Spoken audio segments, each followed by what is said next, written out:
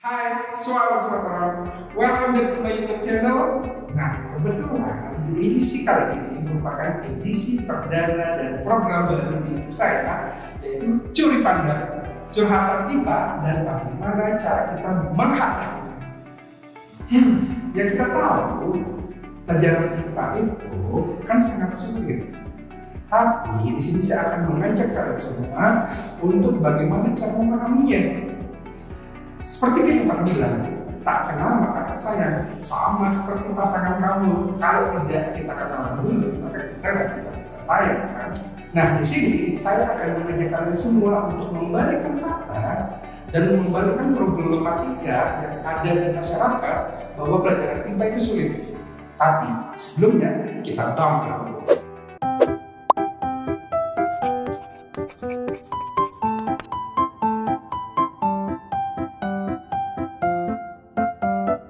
Nah, di episode pertama ini kita akan membahas mengenai materi listrik. Tentunya kalian pasti sudah pernah dengan listrik. Listrik itu yang biasanya dipergunakan untuk menyalakan peralatan elektronik kalian, seperti TV, AC, komputer, dan gadget kalian. Tentunya kalian semua sudah punya itu, kan? Nah, pada materi listrik ini, sebenarnya listrik itu dibagi menjadi dua, ada listrik statis dan juga ada listrik dinamis. Tentunya, apa sih itu listrik statis dan apa itu listrik dinamis? Dan apa sih perbedaan antara listrik statis dan juga listrik dinamis? Nanti kita akan bahas. Cuma, untuk di awal ini, kita akan menekankan lebih mengenai materi listrik statis. Oke, sudah siap? Kita lanjut penjelasannya. Apa sih itu listrik statis? Nah, kalian tahu atau pernah melihat petir kan? Pastinya tahu dong. Nah, kenapa sih petir ini bisa terjadi? Dan kapan sih petir ini bisa terjadi? Tapi, terjadinya petir bukan karena palunya Thor ya. Ketika dia turun di Wakanda. Kan keren banget tuh visual efeknya. Hehehe. Jadi, kenapa sih petir itu bisa terjadi? Petir ini terjadi karena adanya interaksi antara awan yang satu dengan awan yang lainnya, di mana interaksi tersebut menyebabkan adanya perpindahan muatan listrik. Muatan listrik apa? Iya, muatan listrik negatif atau elektron. Kemudian, perpindahan listrik tersebut membuat keadaan dari yang semula awalnya awan-awan tersebut netral menjadi memiliki beda muatan listrik. Dan beda muatan listrik inilah yang akan menghasilkan listrik. Jadi seperti itu. Sehingga dari fenomena tersebut, apa sih itu listrik statis? Listrik statis merupakan kumpulan dari muatan listrik yang tidak dapat mengalir atau tetap. Makanya disebut statis. Kemudian listrik statis ini terjadi karena benda-benda yang beraliran listrik saling berikatan tanpa adanya sumber daya listrik. Dengan kata lain, benda tersebut dapat menghasilkan proton dan elektron tanpa menggunakan pembangkit listrik. Jika kita berbicara tentang proton dan elektron, pastinya kita ingat yang namanya atom. Apa sih itu atom?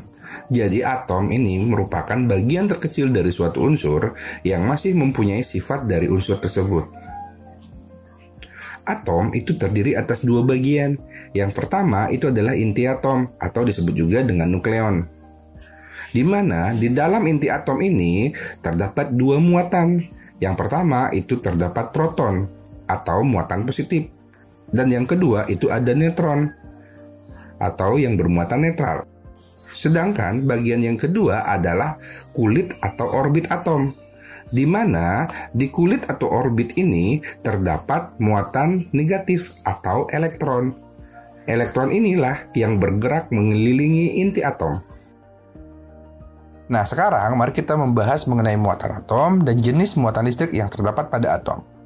Di dalam teori atom, itu terdapat dua jenis muatan listrik, yaitu muatan listrik positif dan juga muatan listrik negatif.